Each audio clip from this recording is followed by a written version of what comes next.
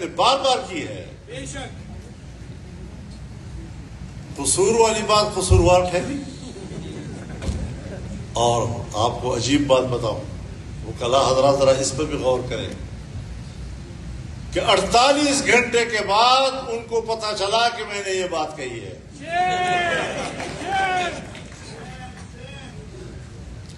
اور ایک مولوی صاحب اگلے دن رات کو ایک کھانے پر میرے ساتھ بیٹھا ہے، مجھے مبارکباد بھی دے رہا ہے جلسے کی، اور اگلے دن رو رہا ہے.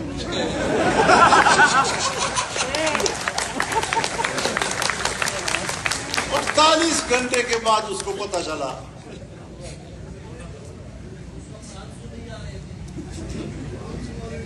وہ سنا ہے کہ کوئی ماتم ہو رہا تھا محرم کا، تو کوئی انگریز آیا ہوا تھا، تو اس نے جب یہ منظر دیکھا تو پوچھا کہ بھئی یہ لوگ اپنے آپ کو کیوں مار رہے ہیں؟ تو انہوں نے کہا کہ یہ تو حضرت امام حسین کی شہادت پر غم کا اظہار کر رہے ہیں. انہوں نے کہا کہ ان کا بڑا اتنا امام شہید ہوا ہے اور یہ اس پر غم کا اظہار کر رہے ہیں، تو آئیے ہم بھی شامل ہو جائیں. تو اس نے کہا نہیں، یہ 1400 سال پہلے شہید ہوا تھا. اس نے کہا اچھا، اتنی تاخیر سے ان کو خبر پہنچی.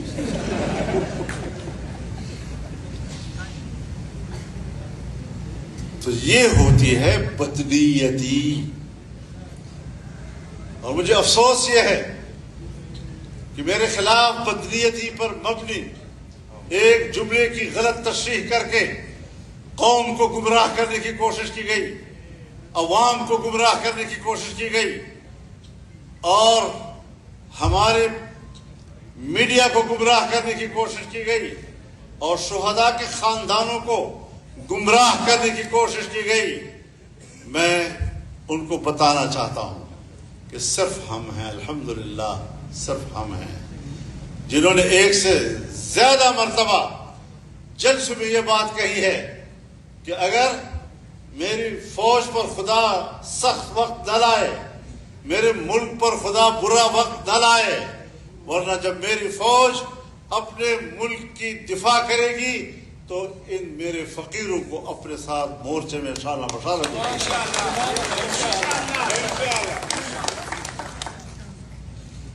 آپ نے کبھی ہماری اس جذبے کو اپریشیٹ کیا؟ اور قربانیاں ہیں. اگر پاکستان کا ایک سپاہی ملک کے لیے قربانی دیتا ہے اور اسی لیے وہ فوج میں بھرتی ہوا ہے، جمعیت علماء اسلام تو فوج نہیں ہے، پھر میرے جمعیت علماء اسلام کے صفوں کے اندر سے بڑے اکابر سے لے کر عام علماء اور طلباء تک 200 سے زیادہ شہید کیوں ہم نے دیے؟ کس کے لیے دیے؟ تم نے اس قسم کی حرکت کر کے جمعیت علماء کے کارکنوں اور ان کی قربانیوں کا مذاق اڑایا ہے، اور اب اس کا رد عمل آئے گا. آپ سمجھتے ہیں کہ ہم پیچھے ہٹ جائیں گے؟ ہم نے ترتیب بنا لی ہے. میں چاروں صوبوں میں جاؤں گا، چاروں صوبوں میں وہاں کے عوام اور کارکنوں سے خطاب کروں گا، بڑے جلسوں سے بھی اور کنونشنوں سے بھی خطاب کروں گا. میں اپنا موقف لے کر آگے جاؤں گا. قائد قدم بڑھاؤ، قائد قدم بڑھاؤ. تم نے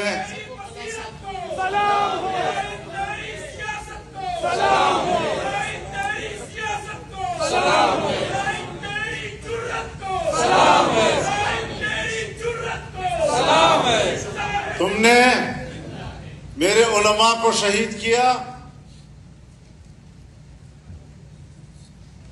علماء کرام شہید ہوئے. میرے استاد اور میرے شیخ مولانا حسن جان شہید ہو گئے. میرے والد صاحب کے شاگرد رشید وزیرستان کے استاد الاساتذہ مولانا نور محمد شہید ہو گئے. مولانا معراج الدین، جو میں سمجھتا ہوں میرا دایاں بازو تھا، تم نے اس کو توڑا، اور میں نے باجوڑ میں 100 جنازے اٹھائے ہیں ایک جلسے کے۔ میں روزانہ پشتونخوا میں اور بلوچستان میں کہیں نہ کہیں 2 یا 3 جنازے اٹھا رہا ہوں۔ میں تو آپ کے ہر جنازے پر آپ کے ساتھ رویا ہوں۔ کبھی یاد ہے کہ تم بھی میرے جنازے پر میرے ساتھ روئے ہو؟ مجھے کہتے ہو تم نے غلط بات کی ہے، میں کہتا ہوں تم نے اپنے شہداء کی بھی تذلیل کی ہے، فوج کے شہداء کی بھی تذلیل کی ہے، ان کے خاندانوں کی بھی تذلیل کی ہے، تم نے میرے شہداء کی بھی تذلیل کی ہے، تم نے ان کی بھی بے توقیری کی ہے۔ معافی کہتے ہو فضل الرحمان مانگے؟ نہیں۔ آج اگر میری بات غلط ہے مجھے آپ ضرور رائے دیں، آپ قانون کے ماہر ہیں، میری رہنمائی کریں۔ میرا مطالبہ یہ ہے کہ جس فوج نے اور جس جنرل نے جس دفتر سے میرے خلاف اور میری جماعت کے خلاف پروپیگنڈا کمانڈ کیا ہے اس کو معافی مانگنی ہوگی۔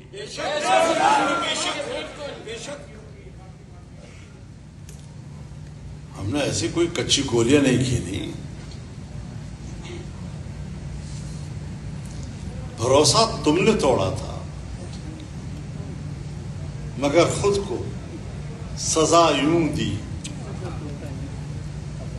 کہ پھر جو مل گیا مجھ کو بھروسہ کر لیا اس پر۔ عدم اعتماد کی فضا تم نے پیدا کی ہے۔ میرے مخالفین ساری زندگی کبھی ملا ملٹری الائنس کہتے تھے، کبھی یہ اسٹیبلشمنٹ کے بڑا قریب ہے۔ کیوں؟ میری سیاست اعتدال کی ہے، میں مذہبی طبقے سے تعلق رکھتا ہوں اور اس کو اشتعال دینے کے لیے پوری دنیا وسائل استعمال کر رہی ہے۔ اس ماحول میں رہ کر جب میں اپنے ماحول کے اعتدال کی راہ دکھاؤں گا تو یقیناً کچھ نرمیاں اس کے اندر آئیں گی۔ کوئی اس کو کہتا ہے تم مفاد پرست ہو، موقع پرست ہو، تم نے فلاں جگہ پر یہ کیا وہ کیا۔ نہیں، ہم نے حالات کے مطابق پالیسی اختیار کی اور ہم کبھی حکومتوں کی خواہش پہ نہیں چلے۔ میں اگر 88 میں اسمبلی میں آیا تب اپوزیشن میں تھا، مجھے 90 میں ہرایا، 93 میں آیا میں پھر اپوزیشن میں تھا، میں 97 میں اسمبلی میں آیا میں پھر اپوزیشن میں تھا۔ تم نے میرے خلاف اس وقت بھی گندے پروپیگنڈے کیے، غلیظ ترین پروپیگنڈے کیے۔ کبھی کہا ڈیزل پرمٹ خریدے ہیں۔ بھائی ڈیزل پرمٹ اگر میں نے لیا ہے تو دستاویز ہوگا نا، پرمٹ کے معنی دستاویز۔ 2003-04 میں آپ نے میرے خلاف یہ پروپیگنڈا کیا، آج 2026 ہے، کہیں کوئی اس کا ریکارڈ کا کوئی پرزہ تمہیں آج تک مل رہا ہے؟ پلازے لے لیے، فیکٹریاں بنا لی ہیں، دبئی میں ہوٹل بنا لیے ہیں، 80,000 کی لسی پی لی ہے۔ 2 دن میں ہوٹل میں ٹھہرا ہوں، 80,000 کی لسی پی لی۔ شرم بھی نہیں آتی اس قسم کی گفتگو کرتے ہوئے۔ اور پھر ایک وقت آیا جب اسٹیبلشمنٹ کے ایک اہم شخصیت نے مجھے پیغام بھیجا کہ میں ملنا چاہتا ہوں، میں نے انکار کر دیا۔ نوابزادہ نصر اللہ خان مرحوم بیچ میں آئے اور مجھے کہا کہ جی آپ کو بات کر لینی چاہیے۔ میں نے اپنی جماعت سے مشورہ کیا، انہوں نے بھی مجھے کہا کہ ہاں ہمیں مل لینا چاہیے تاکہ پتہ تو چلے کہ ہم کس غار سے ڈسے جا رہے ہیں۔ ان ملاقاتوں میں جب میں نے اپنی شکایت ان کے سامنے رکھی اور میں نے ان کو چیلنج کیا کہ اللہ تمہیں دیکھ رہا ہے، اللہ تمہیں سن رہا ہے، میں بھی بیٹھا ہوں، تم بھی بیٹھے ہو، اگر میرے ہاتھ کے یا میرے ماحول کے اندر کوئی ایسے غلط کام ہوا ہو، کوئی ایسے غلط مفادات میں نے حاصل کی ہوں تو اللہ کے لیے کم از کم مجھے واضح طور پر بتا دو کہ فضل الرحمان آپ کے اندر یہ نقص ہے. اس اعلیٰ ترین افسر نے سر جھکایا، پھر سر اٹھایا، پھر کہا مولانا کوئی ایسی بات نہیں ہے، قطعاً کوئی ایسی بات نہیں ہے. تو میں نے کہا پھر میرے کردار کشی کیوں کی تم نے؟ کیوں غلط باتیں کی میرے بارے تم نے؟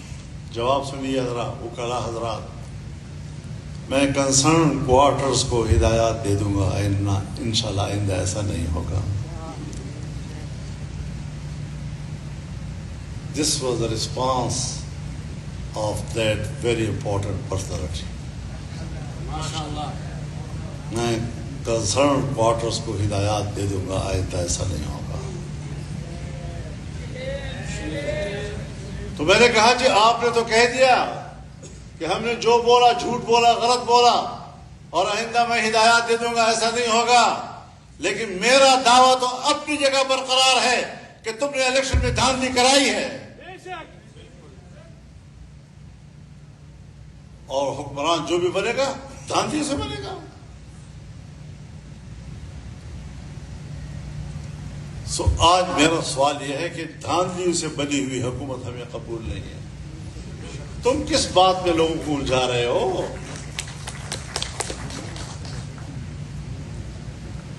اب تک یہ مجھ سے رابطے بھی کرتے تھے، لیکن جس دن انہوں نے کہا جی کہ ہم آپ کے پاس آئے ہیں بلوچستان حکومت سے، تو کم از کم ہمارے ساتھ شراکت کر لو. میں نے مولانا عبدالواسع کو ساری صورتحال بتائی اور میں نے کہا اپنی جماعت سے مشورہ کر لیں. انہوں نے جماعت سے مشورہ کیا اور جماعت نے کہا نہیں، ہم کبھی اس حکومت میں شامل نہیں ہوں گے. ہمیں کہا گیا کہ آپ صوبہ خیبر پختونخوا میں حکومت بنائیں، یعنی پی ٹی آئی کا حکومت ختم کریں اور دوسری حکومت بنائیں. میں نے کہا بنتی نہیں ہے، اپوزیشن کے کل 53 اراکین ہیں، آپ ہمیں مہیا کر کے دیں گے تو ان مہیا کیے گئے ممبروں کے سہارے میں حکومت بناؤں گا، لوٹوں کے ذریعے میں حکومت بناؤں گا. میں اس گھوڑے پر سوار ہونے کے لیے تیار نہیں ہوں کہ جس کے باگے میرے ہاتھ میں نہ ہوں.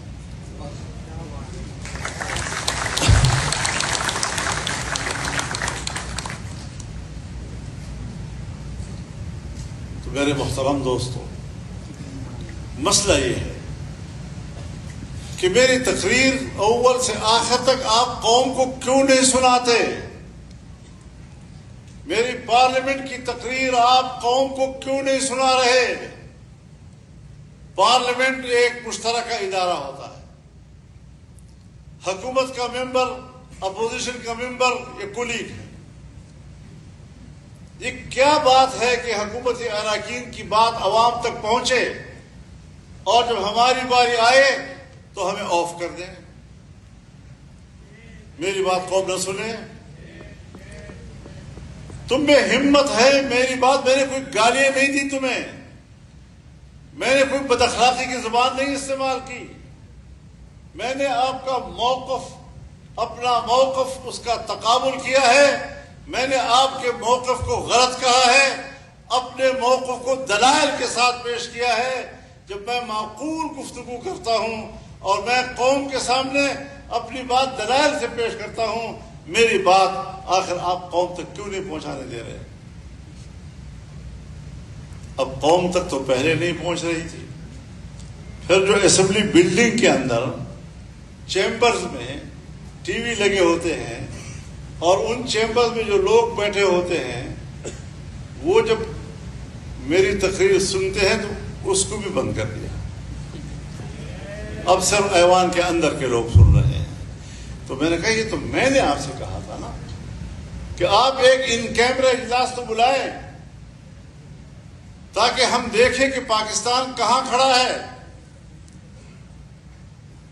ہندوستان کی سرحد بند ہے، افغانستان کی سرحد بند ہے، چین آپ کے ساتھ کاروبار کرنے کے لیے تیار نہیں ہے.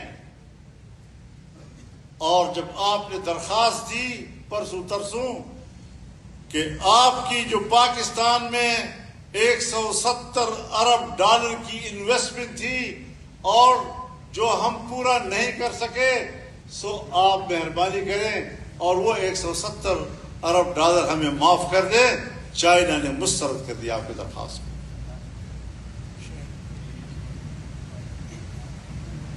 تفتان کے علاقہ سینڈک میں ابتدا سے ہی چائنا کام کر رہا ہے، آج اس نے وہاں سے بستر اٹھانے کا فیصلہ کر لیا ہے۔ تو یہ آپ کے چین کے ساتھ تعلق ہوا۔ ایران آپ پر کتنا اعتماد کرتا ہے، لیکن پھر وہ برے حالات میں پاکستان کو محصور کر دیا تھا۔ یہ تمہاری پالیسیاں ہیں۔ آپ انڈیا سے لڑے، ہم نے سب سے پہلے آپ کو سپورٹ کیا ہے۔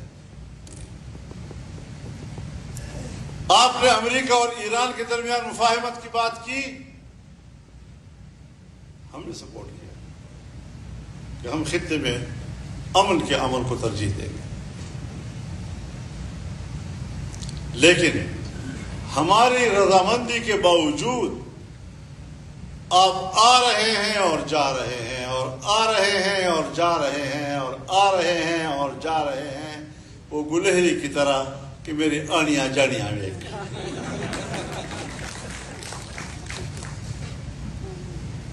اور آج بھی امریکہ ایران پر حملے کر رہا ہے، اب نئے ہرمز کو کنٹرول کرنے کی کوشش کر رہا ہے۔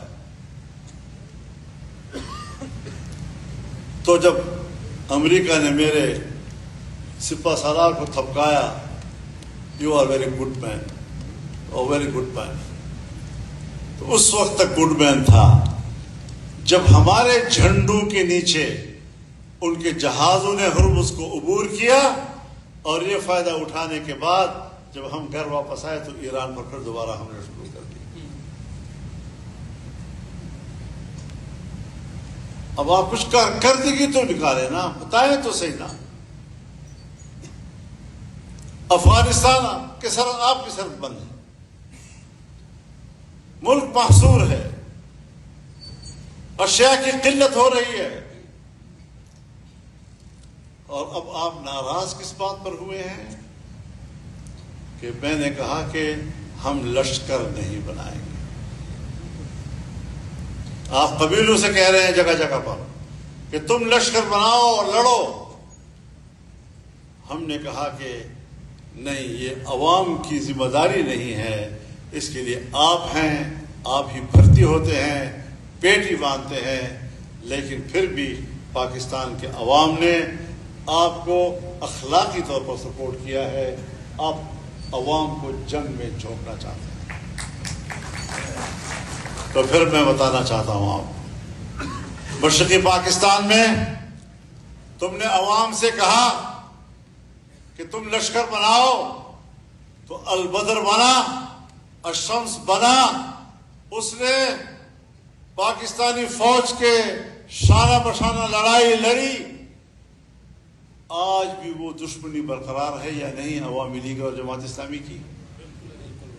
آج بھی جماعت اسلامی کے لوگوں کو پھانسیاں نہیں دی گئی؟ تو تم ہمارے قوم کو اور عام آدمی کو اس طرح کی دشمنی میں الجھانا چاہتے ہو؟ اور میں کیوں لشکر بناؤں؟ میری صوبائی حکومت میرے اختلاف بھی ہو، وہ آپ سے کہتی ہے کہ ہم خود پولیس کو استعمال کر کے جنگ لڑ سکتے ہیں، فوج سائڈ پہ ہو جائے، تو آپ تو صوبائی حکومت کے طاقت کو استعمال کرنے کے لیے تیار نہیں ہیں، اور آپ عام آدمی کو کہہ رہے ہیں کہ لشکر بناؤ۔ پہلے صوبائی حکومت کے آفر کو تو قبول کرو، اور نتیجہ یہ نکلا ہے۔ شاید بلوچستان کے اور سندھ کے